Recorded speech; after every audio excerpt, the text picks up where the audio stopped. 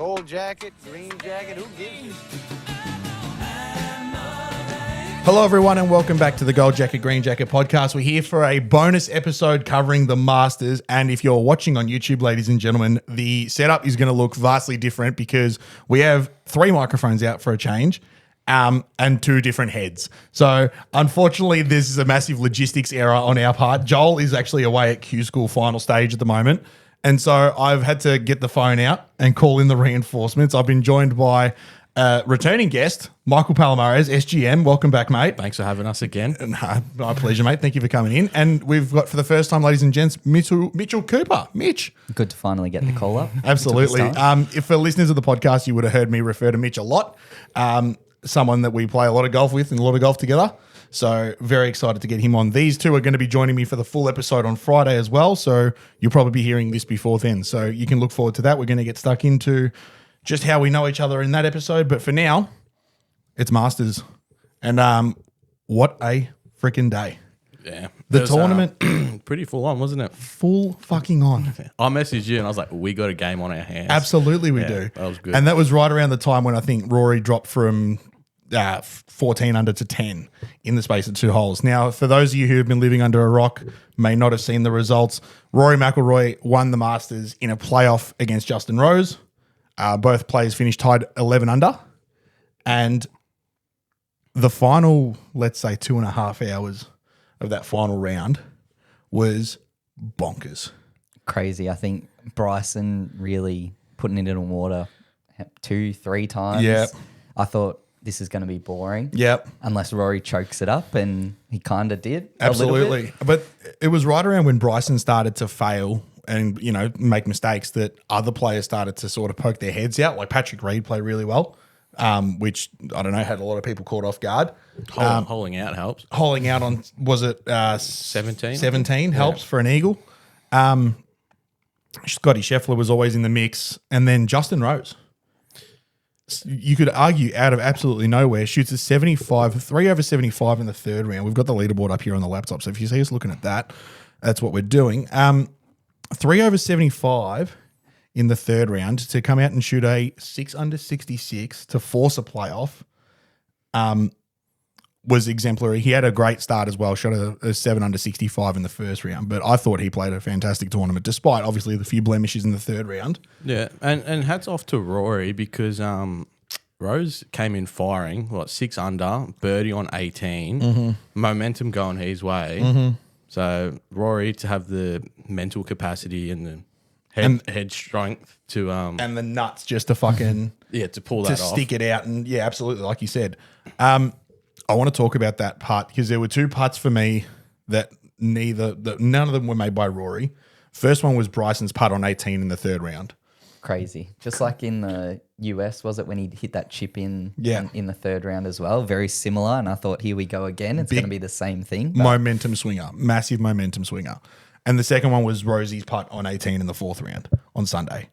Again, massive momentum swinger. And he goes straight to the range.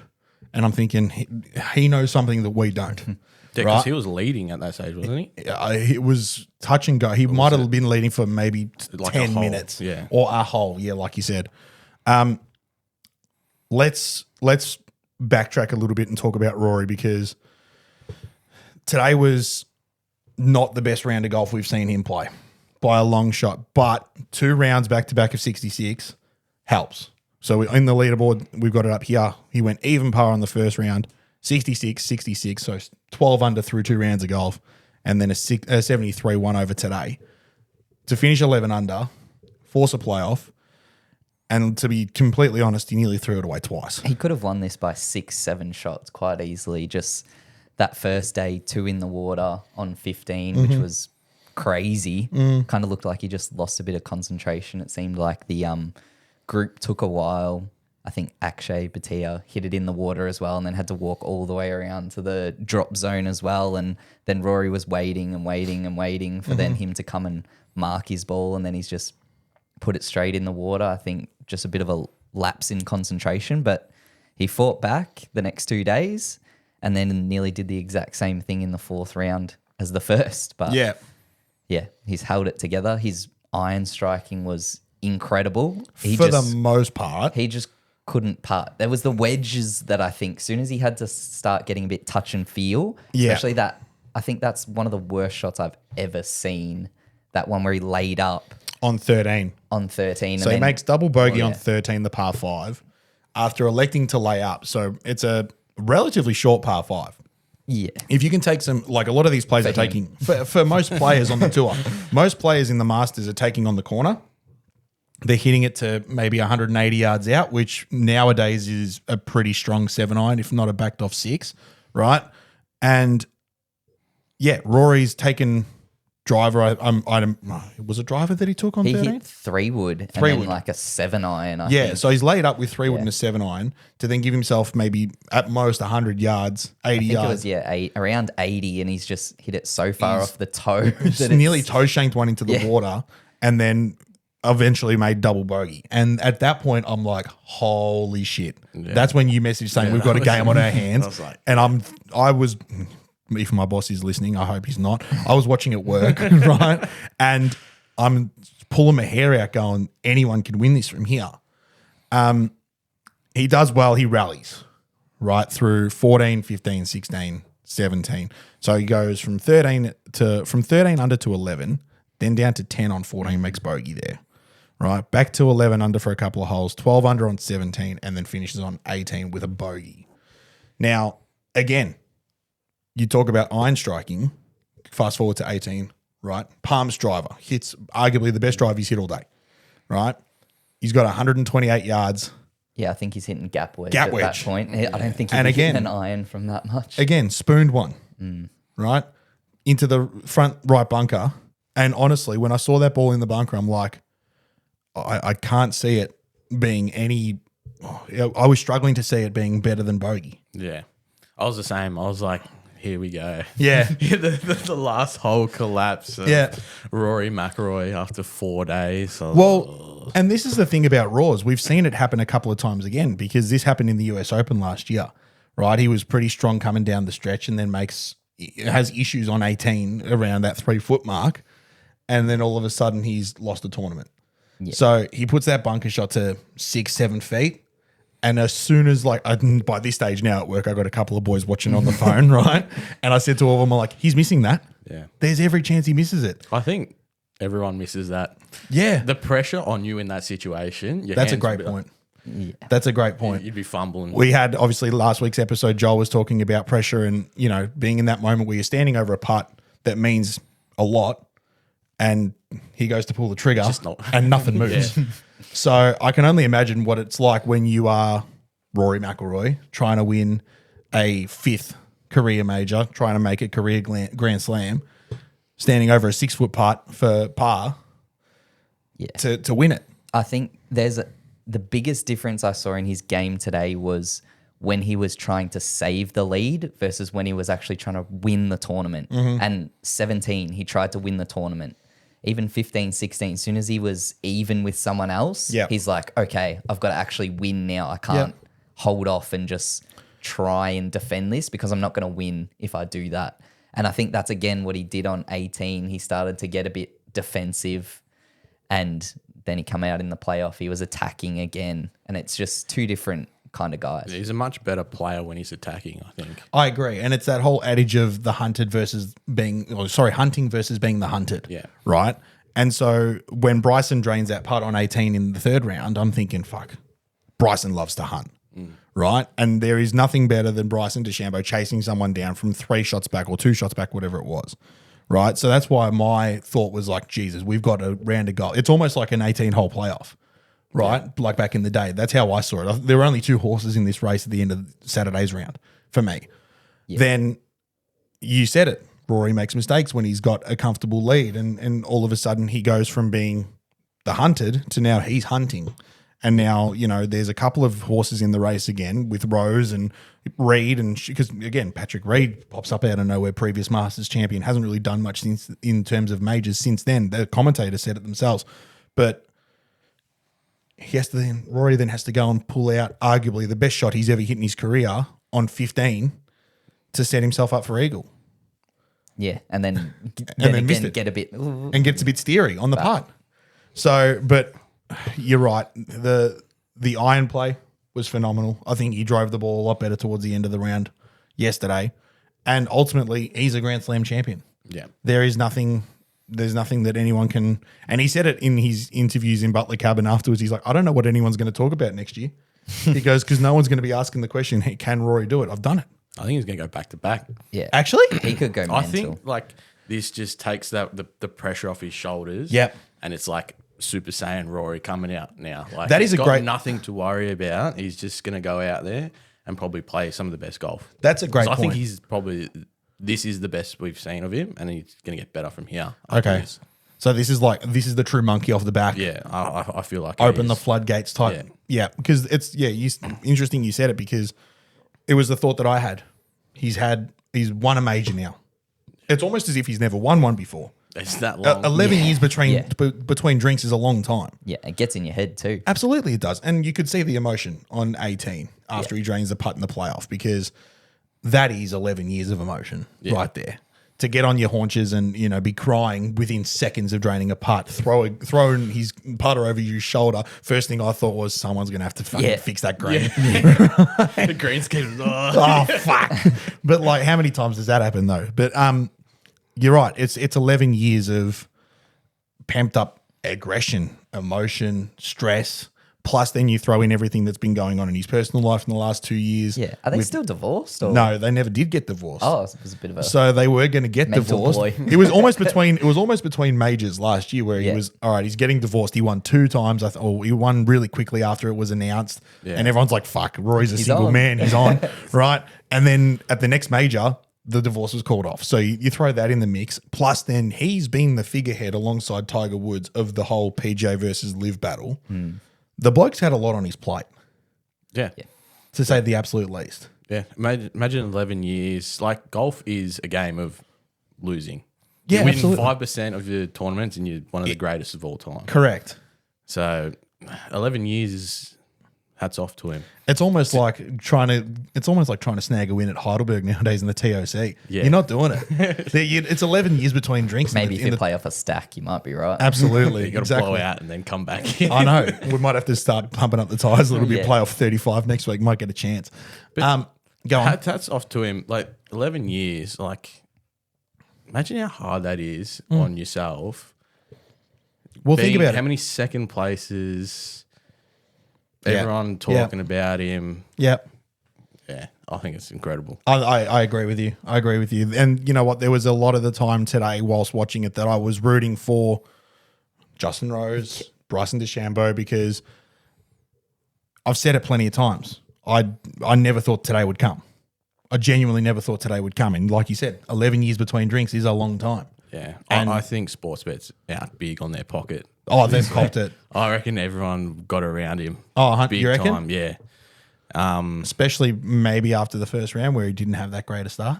Well, was he the first champ to win with 4 double bogeys or something like Yeah. I that? think so. Something like that. There was a pretty good start. Yeah. Might have been the first person to win with 4 double bogeys. 2 in the pretty first round, 2 sure, in the yeah. last. That's crazy in itself. It's a lot of doubles. Because when I get a double bogey, it's double bogey, double bogey, double bogey, double bogey. I can't Next come thing you know, back from round's it. fucked. Yeah. Let And he's alone- going double bogey. Oh, I'm going to win a green jacket from you. But He then had something like 33s or something like that. 30. The most amount of threes On a score Yeah, card. I think in the Masters or something like that. So yeah, So he he's has had- a double, but then he has 15 Yeah. birdies after that. That kind of sums him up in the sense that like it has been so long and it's been so difficult for him to win at majors that he has to go break records like that to do it. And he's not going to do it winning by 15 shots like Tiger would have, 25 years ago, right? He's going to do it, clinging on with his fingernails and fighting to the absolute death. And again, credit to Justin Rose for putting up a great fight. I don't know, obviously his last 9 holes or maybe 11 holes was incredible. If you want to watch any 11-hole stretch, go and watch Justin Rose's because there were bogeys in that stretch as well. But, I think he had 1 par on the back 9. Yeah, It was correct. just birdies and correct. bogeys. All right, so let's have a look here at I Justin feel Rose. sorry for him as well because Yeah, he's he led a lost lot. lost again in a playoff, and Garcia was the last Yeah. one, I think it Correct. was. The stat that I heard about Justin Rose, particularly this week, was no other player has finished a round of golf at the Masters in the lead more than Justin Rose. Yeah. He's And he been still in hasn't the won lead after any round of golf at the Masters 9 times, and he's not won one. Do you know what I mean? It just goes to show how fucking hard this tournament is, how hard this golf course is. When you're talking about a limited field of, let's say, I know that the Masters has the least amount of players than any other major. I think it's 75 get into the Masters every year, or maybe just shy of 100, which is nothing. But Justin Rose's back nine, as we were discussing, right? He started at 6 under for the day. He turned 7 under, right? So he was 1 under through 9 holes. Then he went to 8 on 11. He went to 9 on 12. He went to 10 under on 13, back to 9. So he bogeyed 14. He went back to 10 under on 15, 11, 10, and 11 through the last three holes. So an absolute roller coaster of emotions. Like you said, 1 par on the back nine. Unreal. Now, we're going to slowly start wrapping this up, but I want to ask each of you, I'm going to put you on the spot.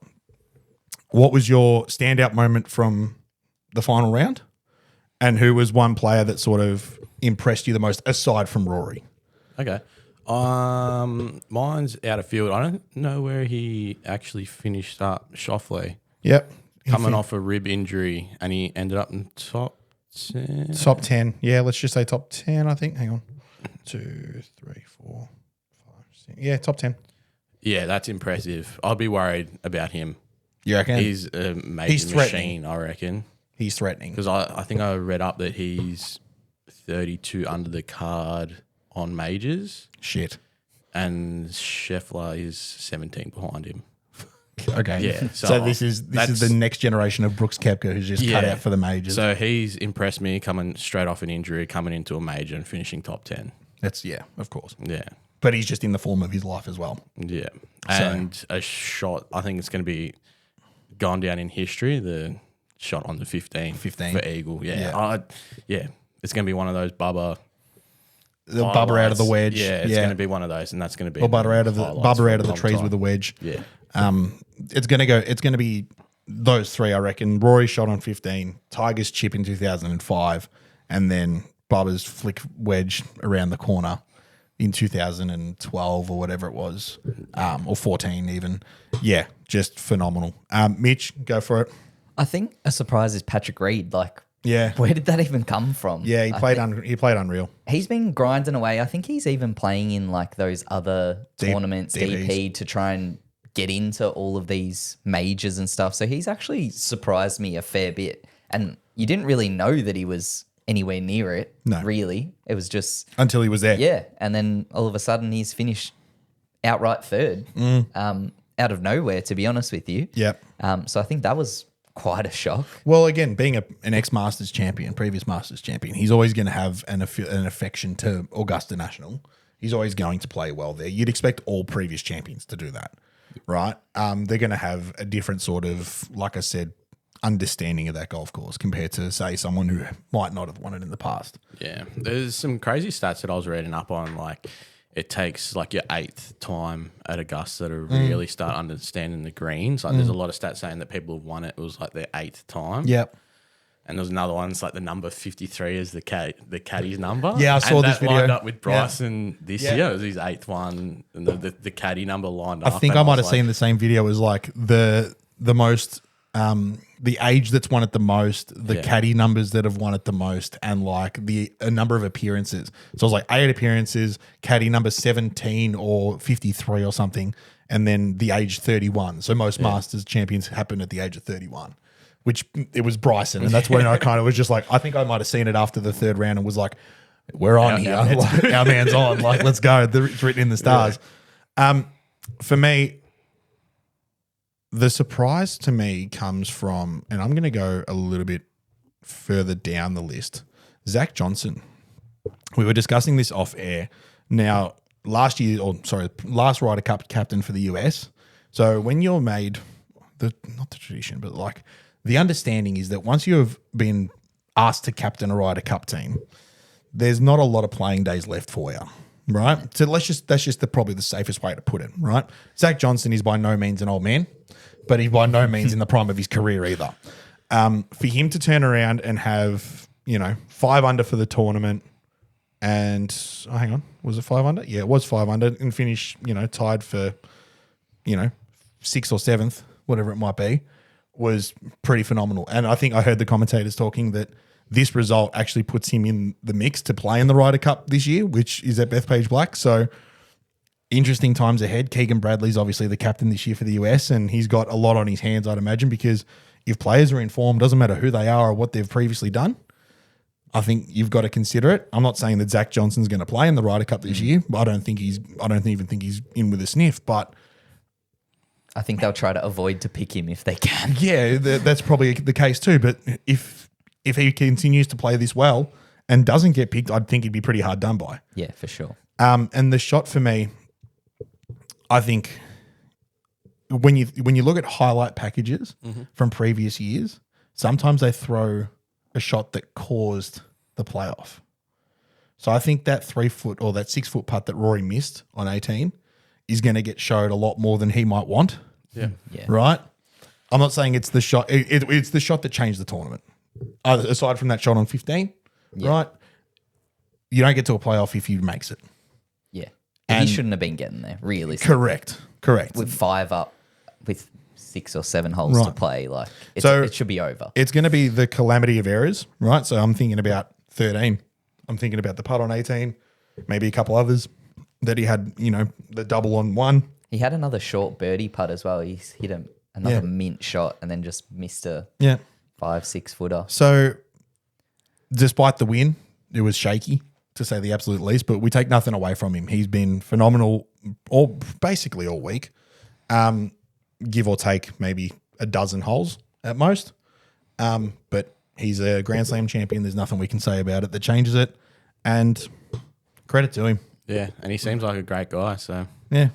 deserves it. He swings Good at the on him. best. Yeah. He swings at the best. He's the best ball striker. He's a great bloke. What's there not to love? Hopefully he's back again next year. I'll put money on him next year to win it. Actually? Yeah, I think so. Legit? I wonder what it pays. It's going to get shorter. It's going to get shorter. It's going to get shorter as the year goes on, 100%. But I reckon you might get some pretty tasty odds nowadays because you never know what happens in the next 12 months. Yeah, I think it'd be between him and Xander. Yeah. But also, I was just looking. Jason Day was up there. Jason Day was a top finishing Aussie. I think he made 1 bogey throughout the whole tournament. That's impressive. Yeah. That's I very don't know what he impressive. did on the last round, if he did at the end, but he had 1 bogey Shot at the even end of the par today. second round. Yep. Maybe he threw in a few today, I didn't see, but he'd had 1 bogey before today, I'm pretty sure, Let's have a look. which is pretty crazy considering. Yeah, look, Jason Day, I said it last week that he would be up there. He made 2 bogeys today Okay. by So, the looks of it. Yeah. Was it 7 under for a stretch? And then made 2 bogeys on 17 and 18. okay, so it was right at the end when he Right at started the end. making- So, but no, he finishes as the top finishing Aussie. It was a good showing. Minwoo Lee, obviously, after making the cut, didn't really do an awful lot from there. He finished, what was this? Let me have a change it again. He got penalised, I think, for his ball moving in the fairway, and I think it was I didn't see what he did, but he ended up getting penalised for moving his ball or making it move Right. in the fairway. So that cost him, I don't know, what's that, 1 or 2 shots? Might be 2. Yeah. But he finishes 6 over with a 3rd round 77 and a 4th round 74. So look, there's a lot to learn. I heard his interview with Gowie on Fox Sports this morning. He said that there was just a learning curve for him. So he's still young. He's still got a lot of golf ahead of him, and we're looking forward to seeing what he can produce. But other than that, boys, what a Masters tournament, and it as it does every year, it sets us up nicely for the rest of the majors. We've got a couple of huge majors this year. We've actually got a 5th one being the Ryder Cup, if you guys consider that another Yeah. major. Feels like it. Feels like it always does every year. So we'll probably get around a bonus episode for that as well. But I think, lads, that might be the perfect. You missed my shot. Your shot. Yeah, I think my favourite shot was old mate, the amateur that took a piss in Rays Creek. That was an interesting shot. I don't think they got that on camera, but I thought that was very interesting. I definitely saw it. The poor bloke. He was what was he, South American champion or something? I didn't even see it. Yeah, you have he's to show gone. me. He's gone for a piss in the creek on 13. Interesting. He might not come back. No. the one actually before we wrap it up, I wanted to talk about the mystique of the Masters just quickly. I saw Jordan Spieth's interview. Was it after the third or fourth round? Yeah, right. And he's talking about mud balls, right? Now, Not allowed to do that, mate. not allowed, correct. And this leads me on to the question of like, I understand why you don't talk about that sort of stuff being at Augusta National, but is it time that players start calling out imperfections in the golf course? Because it's one thing to have it all pristine and green and lush and beautiful on the television, but if it's not playing the best, and that's ultimately what players are putting it down to, which Jordan Spieth kind of alluded to in his interview, saying that, the amount of mud balls he was getting on the fairways were costing him shots effectively. Is it time people start calling it out? I don't know. I don't think it's worth it, but he's won there before, so I think his correct. invite is safe. But if you're not getting an invite, I wouldn't mention anything. No, correct. But I think he's in a privileged position maybe that he can say something like that, but not everyone's going to be allowed to say something like that and come back the next year. So I think it probably should be in this day and age. We're a lot more truthful in that we can see those things happen maybe, and probably the broadcast might not actually televise those things or show exactly what his ball looks like when he's about to hit. But I don't know. I don't think it's worth it for a lot of players to say that. Yeah, I think it's a bit of tough luck, like toughen up. Everyone's playing on the same course. Yeah, no, I agree with you. It's golf. Sometimes it goes your way, sometimes it doesn't. And one year he might get no mud balls, next year Gets might get heaps. 15. So It's that whole how often do you land in a divot type question. it's never going to be perfect. Yeah. You're going to get close to perfect, but everyone's playing on the same course. So unless everyone starts saying something, if one person's just complaining, I feel like that's a bit of a sore loser kind of Vibe. Yeah. How did he go? How did Jordan Spieth go? He finished tied for 14th with 3 under, and he shot 70 today. So he hasn't played a terrible 75 yesterday. I think that's when he's sucking it 75. up. Yeah, as well. correct. So no, hang on. That's two hat, and you're looking at. He had 69 in round 3 and 70 in round Maybe, 4. when did he complain? It must have been after today, or who knows. Interesting. So he's actually played reasonably okay compared to the first 2 rounds. Just scrapes the cut, and then Yeah, unless 20 people come out and say something, then I think maybe you address it. But if it's just one person, I think No, that's a fair point. Yeah. The other thing I wanted to mention, and this really caught me off. This really ground my gears early in the tournament as well. And it's the same problem I've got with local tours. So the Oz Tour in particular, starting coverages halfway through the day. And featured groups only. Just show me every shot. I Correct. don't care. Correct. Why does it matter? So I can understand featured groups, and I can understand you want to focus on a couple of Aussies, or all of a sudden Rory McIlroy and Scotty Scheffler in the same group. So of course, you're going to have cameras following them all day long, right? But Bryson DeChambeau does not have a single shot aired in his first round. Was it the first? Or First, the or might have second? been the second. Might have sorry, been the second. the I second think, round, because he but tees off early in the he morning. went early. Now I thought this not that was just an Australian problem, right? Turns out it's not. Turns out this problem is happening in the States as well, and that in the first 2 rounds, and I could be completely wrong, I might have got my facts mixed up, but from what I understand, right, the first 2 rounds aren't completely broadcast, even in the States. Yeah, I think CBS doesn't show everything. They just do featured groups mainly. Yeah, And then from about eventually midday. it kicks on. Yeah. Yeah. So they afterwards. get their morning stuff out of the way, whatever it is, covering sports from the night before. But then at 12:30, 1 o'clock in the afternoon, all of a sudden the golf's on. And nothing infuriates me more than watching the golf, especially early in the first couple of rounds before the cut, and seeing 3 names at the leaderboard with their total score at the end of it. Rather than, how it says like 3 under through 7, right? It's just got 3 under 68 or 3 under 69. Yeah, and most of the time those are the guys that you want to watch. Correct. Yeah.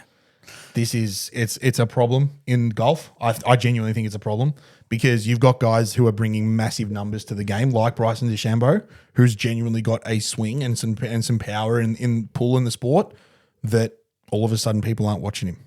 And then there were memes going out saying that he was going to hire his own film crew and have them follow him around and live stream it to YouTube, that might be the kick up the arse they need to then start showing everything if players are going to start streaming themselves.